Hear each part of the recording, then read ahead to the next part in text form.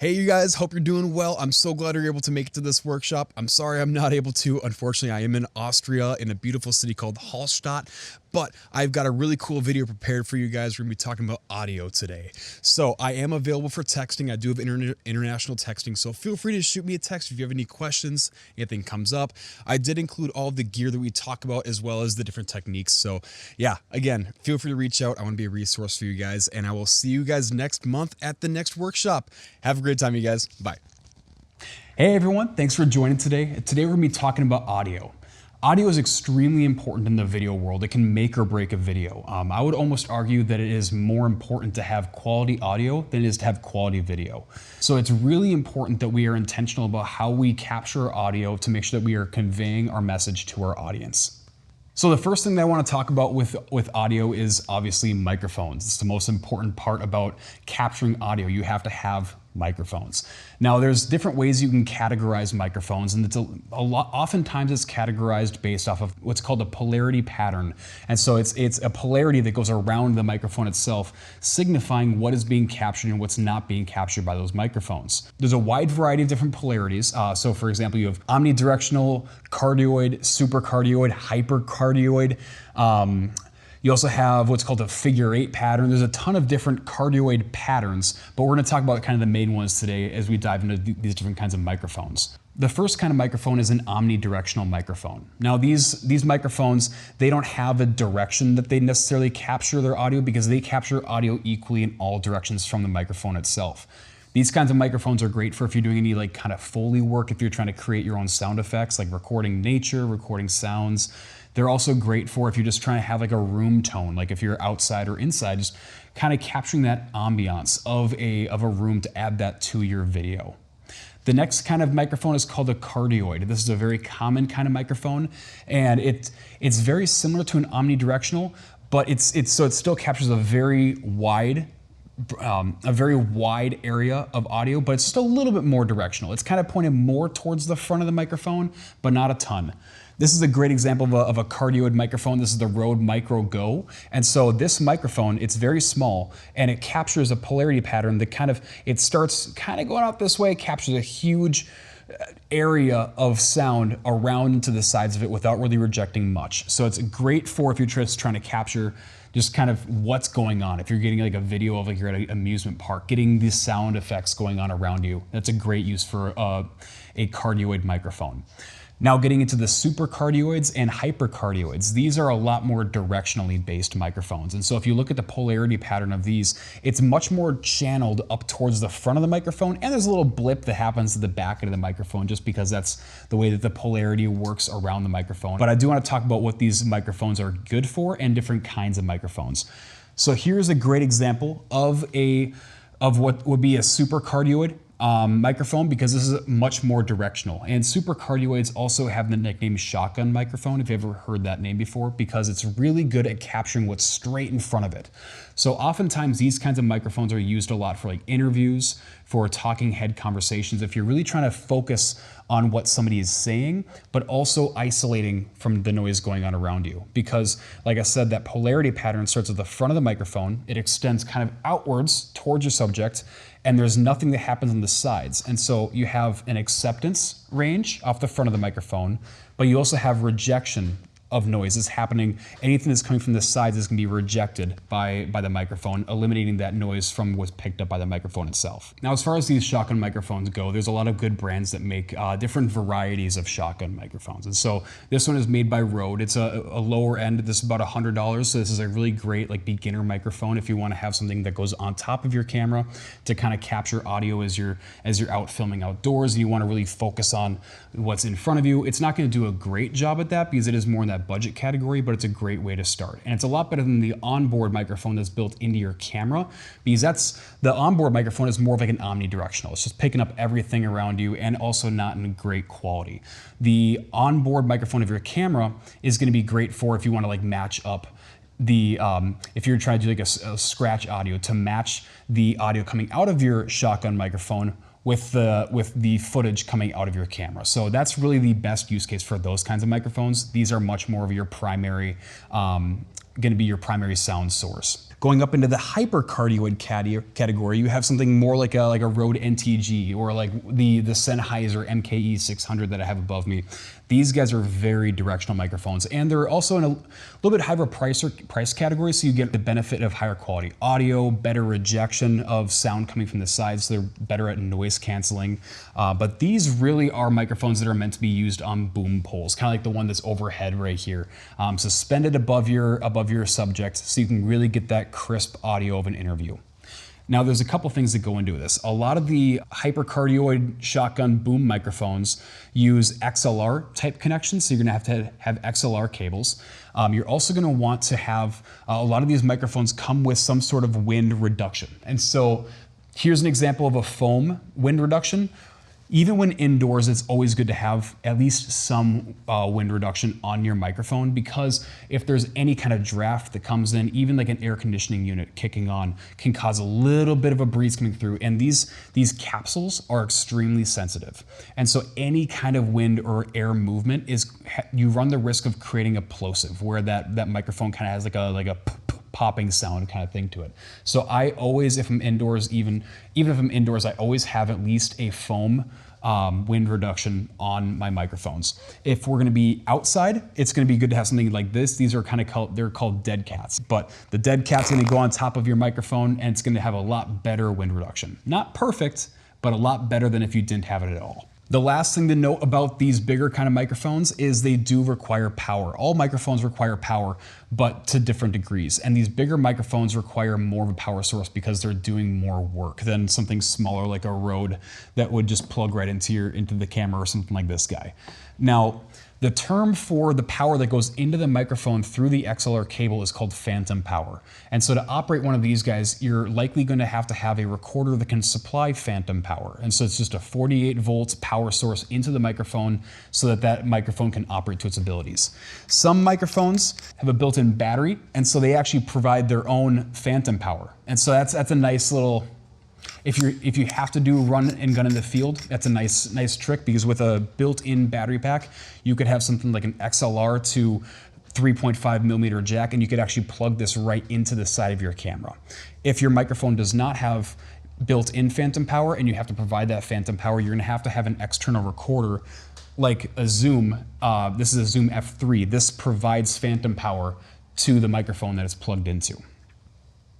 Now again, this is a Rode NTG2. They make great boom microphones. This one is a Sennheiser MKE 600. These are great options, both floating in the $300 to $500 price range. I can't quite remember what the price range of these guys are. A great budget microphone if you're looking to get into having a boom mic, but you're operating on a limited budget. I really recommend getting the Audio-Technica 875R. I love that microphone. It's a short little microphone. It's only about this long in comparison to the NTG.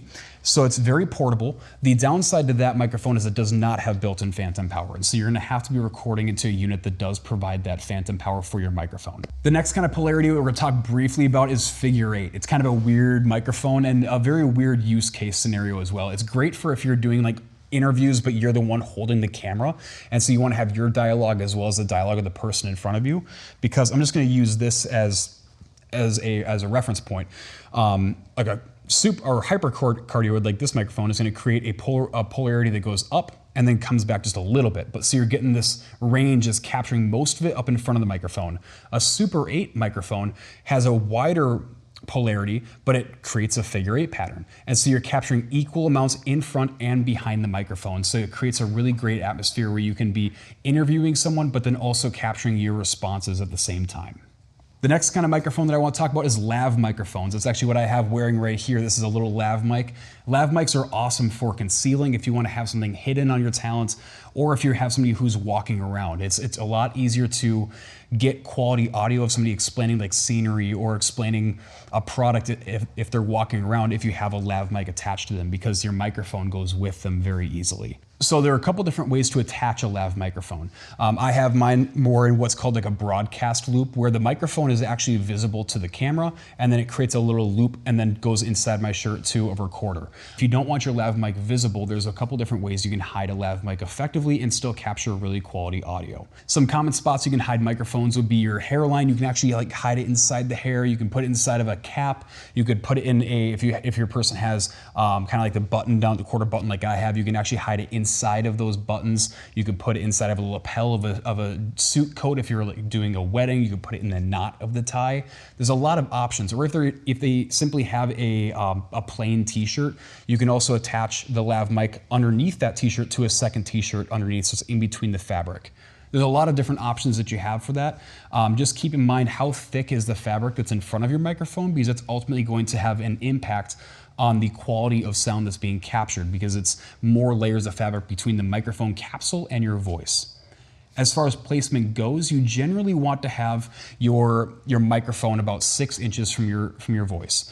And so if that's on your chest, it's gonna be about that far down. So you really want a lav mic that's gonna be right in between the sternum or right at the top of the forehead. That's also right there. Same thing goes for boom mics. So you generally wanna have your boom mic, this is a little bit further than 6 inches, but you wanna have it fairly close to your subject, because that really is it's a great range for capturing the depth of a voice. You're close enough to capture a lot of the bass, but then you also get a lot of the high tones as well.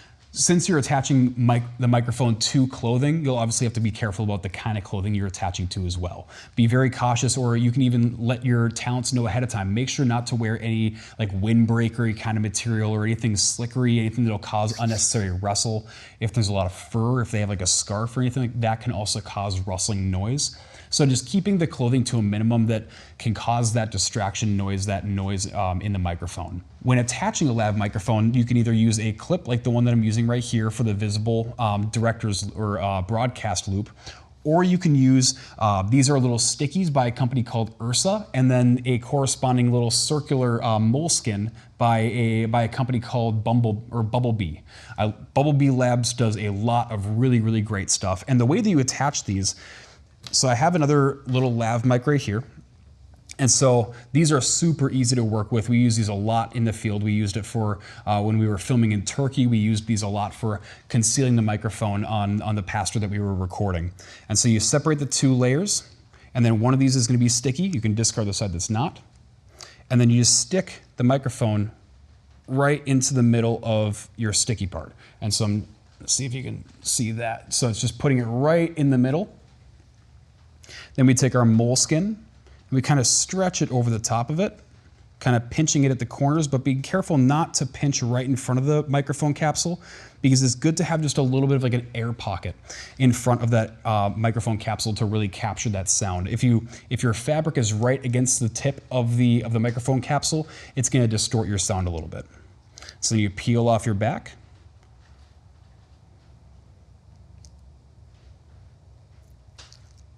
And so now we have a moleskin cover with a sticky back. And so this can be stuck anywhere. You can stick this onto, if you need to, you can stick it right to the skin on the person. I prefer to have an underlayer shirt, so you can attach it to the bottom layer shirt, and then this goes over the top. This moleskin also is going to provide a little bit of wind protection, and so if there is a windy day, it's going to help a little bit with that. One of my favorite places though, if you have somebody who has a quarter button like a polo shirt or a Henley like this, is actually to put it right in between these layers of the fabric here. And so you can actually like have them unbutton this and stick just like that, and it'll be hidden beneath this button, and then you can run the cable inside. But that's a really great place to get it close to the sternum, hidden, and with a little bit of fabric to protect against wind. And something you're gonna have to be careful of with lav microphones specifically is they're very prone to rustling noise. And so if you have a lot of movement in your cable, lav microphones, they are very prone. You'll actually hear this noise moving in your recording. It's simply called handling noise. And there's a couple ways to avoid handling noise.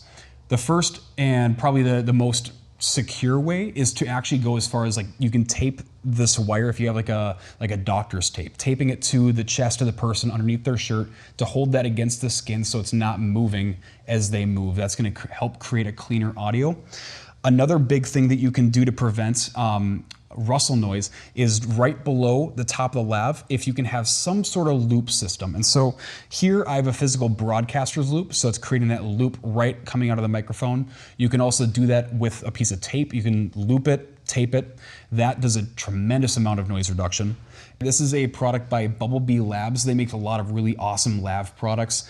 But what this does is the cable goes into the top, it creates those loops, and then it comes out the bottom. It also provides a little bit of bungee protection. So if there's any tugging on that cable, you're not gonna have it pull out because it has that little springing tendency. So one way or the other, finding some way to create a loop, making sure that your cables aren't rustling all over. None of these are perfect solutions. And so it's gonna be kind of a situation by situation kind of thing where you're gonna have to probably check every single time, just pull out some headphones, plug it into their lav pack, listen to make sure that they're not getting any rustling sound when moving around, and just playing it by ear. Now, all this to say, I mean, lav mics sound like they're a ton of work. But honestly, lav mics have saved my butt many, many times.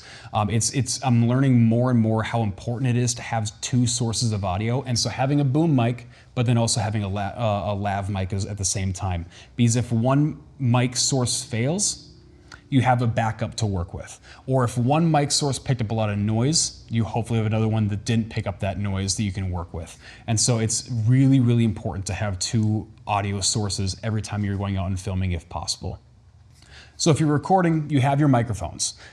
You have to record into something now. You can either record directly into camera if you can, which is an all right option. It's great if you're doing a run and gun kind of situation. If you have one of these Rode mics, you can just 3.5 millimeter jack that right into your camera. The audio from the microphone is going right into the file with your video. It's super easy and fast to work with and keeps your setup to a minimum. There are downsides to this. The preamps inside of the camera aren't great, and so it's not going to do as good of a job at amplifying the sound or getting a best rendition out of the microphone as possible. That's why oftentimes people bring something like an external recorder, like a Zoom F3 or a Tascam DR60 Mark II. These are going to give you a better rendition coming out of your microphones, and they're going to have better preamps to amplify what is coming out of those. So let's talk a little bit about these audio recorders. These are some differences, especially in the past 5-10 years. There's been a lot of changes in this world. So whenever you're recording something, there's a dynamic range. The same thing is true about your cameras. Your camera can record a dynamic range of luminosity from your highest luminance value to your lowest luminance value. There's a scale that records how much your camera can record. Same thing for audio. And the industry standard for a very long time has been 24 bits. That's the name or the unit for the range that most recorders can capture is 24 bits. Recently, there's been the addition of some newer products that can now record in what's called 32-bit floats. And what that's doing is it's actually taking two amplifiers, each recording 24 bits, and it's stacking them. So you're getting a increased dynamic range. And the way that it rolls off on the top, it almost creates an unclippable kind of situation. Now, when I say clippable, I mean, when you hit the top of your ceiling in your 24-bit, if you have a really loud sound and it hits the top of if you're recording 24 bits, if it hits the top of that ceiling, it's gonna distort. You're gonna lose audio quality and it's gonna sound distorted. And so typically the way that you'd want to combat this is just making sure that you're being intentional about monitoring your audio. So always checking your gain levels, having your talent do a test check beforehand to make sure that they're not speaking at a volume that is going to peak at your gain setting. Then you can adjust your range and make sure you're in a safe range. With 32-bit float, because you have so much more range, there's not really that need to be checking your gain levels ahead of time. Honestly, you can plug and play and you can plug your microphone in, check to make sure you're at least getting a reading out of it, check to make sure you're not getting any noise out of it, hit record, and you're good to go. And so that's been a newer technology, and a lot of newer recorders are coming out with 32-bit float baked into it. It's kind of become the hot topic right now. All new recorders are coming out with 32-bit float. I've actually personally moved from some of our recorders to 32-bit float. Now, I say this not to say that 24-bit is not good. It's still the industry standard. It's still being used in Hollywood. It's still being used by the big name production companies. 32-bit float just makes it easier if you're a one-man band like myself. If you're taking care of the camera, taking care of the lights, taking care of the audio, to have one less thing to worry about can save a lot of time, and it can save a lot of worry as well. To get into some of these different recorder types, if you're looking at 24-bit, they're generally going to be a little bit more affordable, but that doesn't mean that they're not good quality. I used one of my favorite recorders is the Tascam DR60 Mark II. That is an incredible little recorder, very affordable, has awesome preamps, so you're gonna get great audio rendition with it. It's just a workhorse of a recorder. I used that for years, and I would still go back to that recorder. Some other options that are 24-bit is some earlier model Zoom recorders are 24-bit, have been used by professionals all over the industry. Great results. We switched over recently to the Zoom F3. This little guy records 32-bit float, and it has 2 XLR mic imports, and so it's a great little portable recorder that has that higher dynamic range, so I don't have to worry about clipping my peaked audio. And my lav mic right now is going into a little Tascam DR10L Pro, and this is also 32-bit float. And so same thing, don't have to worry about peaking audio coming out of my lav mic. I could be as quiet as I want or as loud as I want, and I know that in post-processing, I can bring back that audio, either adding gain or reducing gain, and I won't have clipped and distorted audio from it. So really cool, really good peace of mind coming from that kind of product. The next thing I want to talk about is wireless transmitters. What a wireless transmitter does is it creates you have 2 components. You have a transmitter and you have a receiver. The transmitter is plugged into your microphone, whether it be a lav, whether it be a boom, and it's taking that audio and it's wirelessly transmitting it to your receiver, which can then be plugged into a recorder. It can be plugged into your camera. Now, there's multiple ways that these transmitters can transmit this signal, and it's important to know the difference. There's a lot of products that transmit in what's called the digital space, and then a lot of transmitters that transmit in the analog space. Now, the difference between these two is it's pretty large. The digital is a lot more common. It's a lot more affordable. There are products all over the place that are recording digital or transmitting in digital. DJI makes a great pair of transmitters and receivers that use the digital space. And when I say digital, it means it's transmitting through 2.4 gigahertz. That's the frequency wave through the air. Now, the issue with these and why they're affordable is the 2.4 gigahertz wave space is also what's used by Wi-Fi. It's what's used by Bluetooth, by cellular. It's a very busy wavelength. And so that means that they're very prone to picking up interference. And so if you have a microphone that's a ways away and you have a lot of cell phones going or a strong Wi-Fi presence, you might have some distortion or interference in that signal coming from your microphone to your recording source.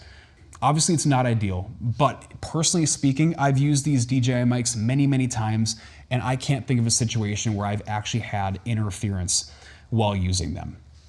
Now, for people who are working on a bigger set or have a lot of microphone transmitters running at the same time, lots of equipment that has lots of different Wi-Fi bands and Bluetooths, it can be more beneficial to have a product that utilizes analog methods, which is it's using different frequencies, less utilized frequencies. And so you're less likely to have interference issues, but a lot of those products, they also give you the opportunity to dial in the frequency that you want to be transmitting in. And so you can have 30 microphones or 30 transmitters, all of them are on different frequencies, so none of them compete with each other.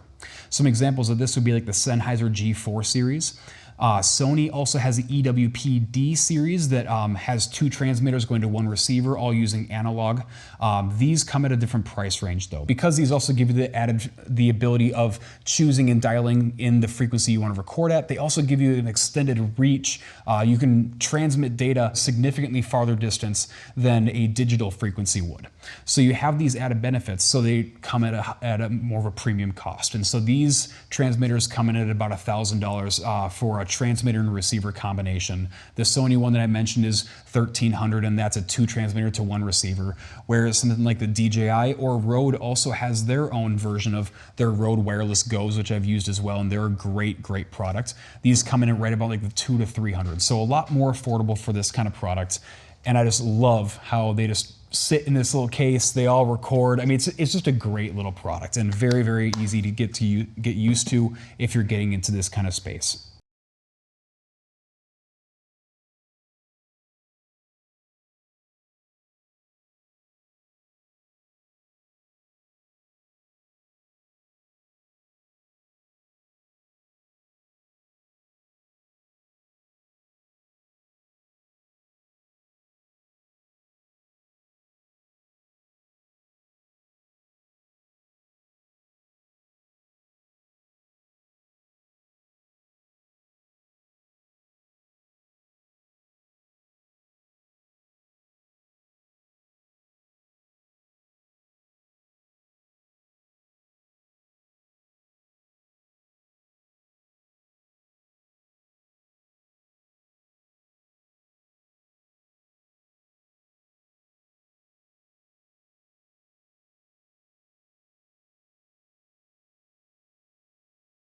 All right, so there's a couple more things that I want to show you guys from more of like the editing perspective side of things. Now, whenever you're taking audio like this and you're bringing it into an editor, whether that be Premiere Pro, DaVinci Resolve's Fusion panel, CapCut, anything like that, you really want to make sure that you are being intentional about the quality of your audio. You want to make sure that you're editing it to how it's going to representatively sound on the devices that you're going to be playing it on. And the best way to do that is to make sure you have a really solid pair of monitoring headphones. These are the Sony MDR 7506s. What you're looking for in monitoring headphones is you want to make sure it's not introducing any frequencies or any sounds that aren't actually there. So a lot of headphones like Beats and the headphones that are meant for listening to music on, they will introduce like heavier bass, or they will do punchier high tones to try to make the music sound better than their competitors. But that's not what you want when you're editing your audio that you've captured on shoot day. You want to make sure you're getting a representative look at what that audio actually sounds like. And the best way to do that is to have balanced monitoring headphones. Now, these guys aren't super expensive. They're in the, I think, $130 price range. There's a couple versions by Audio-Technica that are also really high quality, also in that $80 to $100 price range. But that's the first step, is make sure you have a good quality of headphones from when you're gonna be EQing your audio. So let's jump in. All right, so I've got the footage that we just shot talking about the microphones, and we've got our clips here. I've got them all synchronized, and right away what I'm looking at is I've got 4 different tracks. I have 2 tracks, or I have 3 tracks that came from each of the 3 cameras we filmed with, and then we also had our 4th track that came from my lav microphone. Now, I know I told you guys to have 2 tracks of audio to make sure you have that safety. I didn't follow my own rule. Follow my rule though. Have 2 tracks for safety. But in this case, we just have our 1 audio track, and that's coming from a lav mic. Now, the way that I like to do this is a lot of different ways you can choose to edit, but I just prefer just to mute the tracks that I'm not going to be using for the time being. So I'm just going to go over and I'm going to mute this. And a lot of what I'll be doing in Premiere is going to be very similar to what you can do in those other editing programs. This is just what I'm working on for right now to show you guys. Now in Premiere, you want to make sure you open up the audio track mixer panel. And if you don't have this little guy twirled down, make sure you twirl that down to get your effects bins up top, because we're going to be adding in effects a little bit. Because I want to show you guys what is a hard limiter, how to use the EQ equalizer, and just some stuff like that to really make sure that your sound is getting dialed in the way you want it to. Now when we play this through,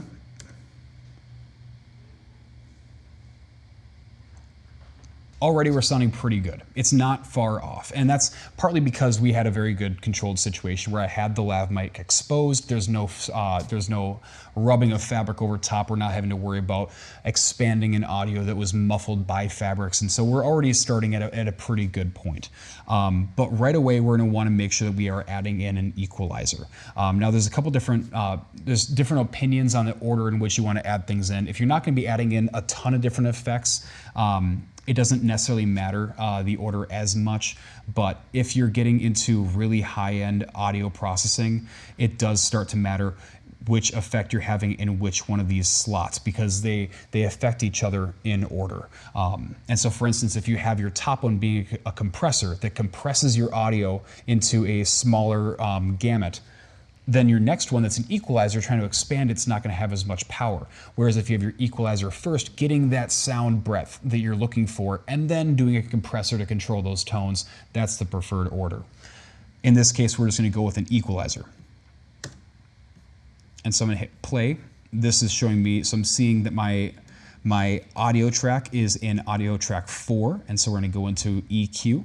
We're going to drop into this guy, come down to parametric equalizer. Simple parametric EQ doesn't give you a lot of flexibility to control stuff, but we are going to open up this parametric equalizer. Now when we double click on this, this is going to expand into this kind of view. Give it a play, and you can see the waveform from the audio. Now, right away, there's a couple things that I like to do to make sure that I'm getting the most out of my microphones, and I go down here and I start with a vocal enhancer, because it's a good start. I'd modify this beyond this a little bit, but this is a really good place to start. Right off the bat, what it's doing is, if you're looking from left to right, you've got your hertz at the bottom, and so the lower the tone, the lower the hertz. The higher the pitch, the higher the hertz. And so most of the human voice operates within about the 80 hertz on the low end up to, I mean, well, we're hitting 10K 10,000 hertz on the high end. And so that's your working range. Anything above and below that is not necessarily human voice normally.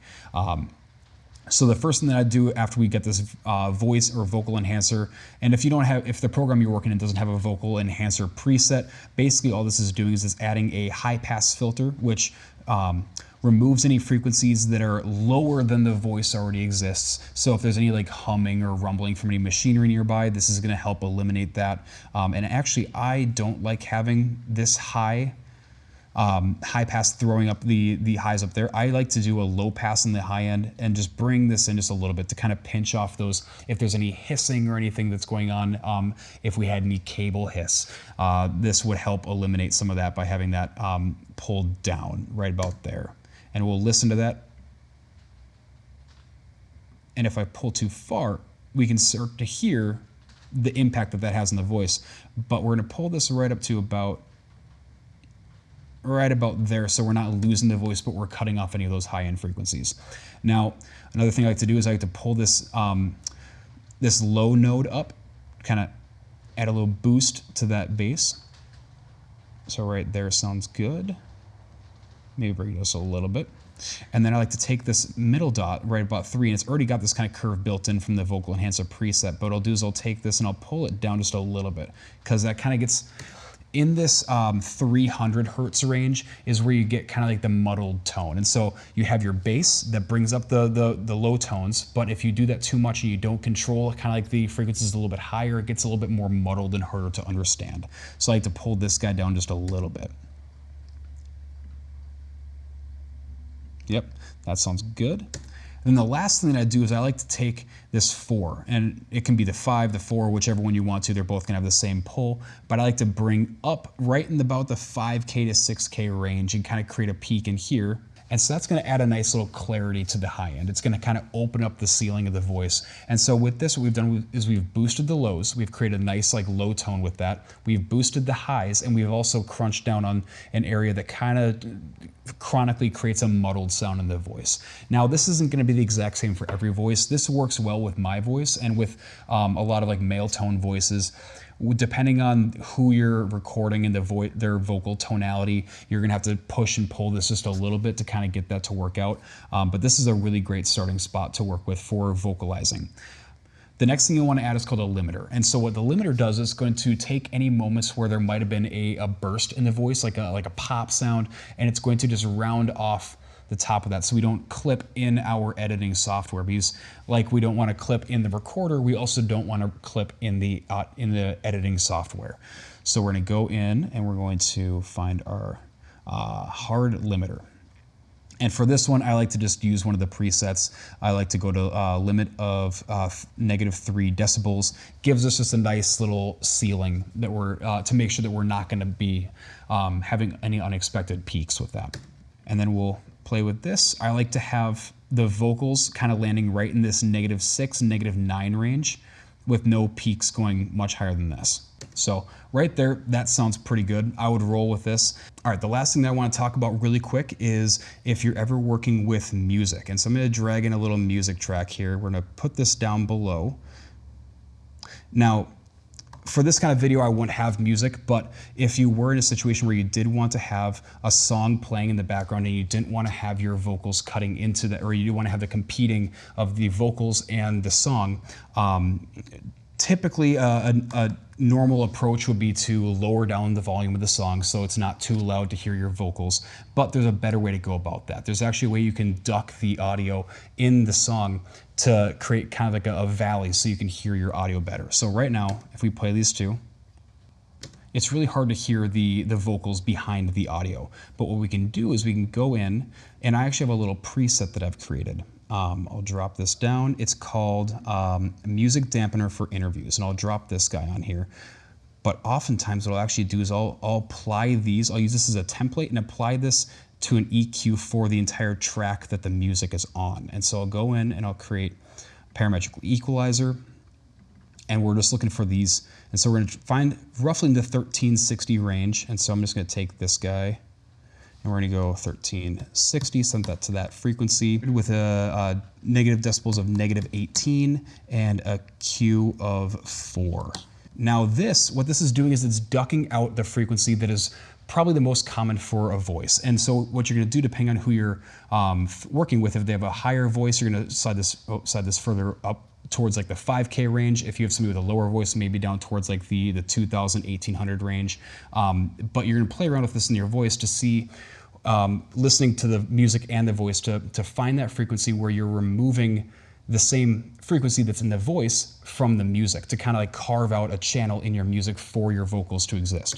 Excellent. Well, that's all I have for you guys today. Thank you so much for watching this video. I hope this was helpful. If you have any questions, feel free to reach out. I'd love to be a resource for you guys. But yeah, hope you learned something about audio. Have a great day.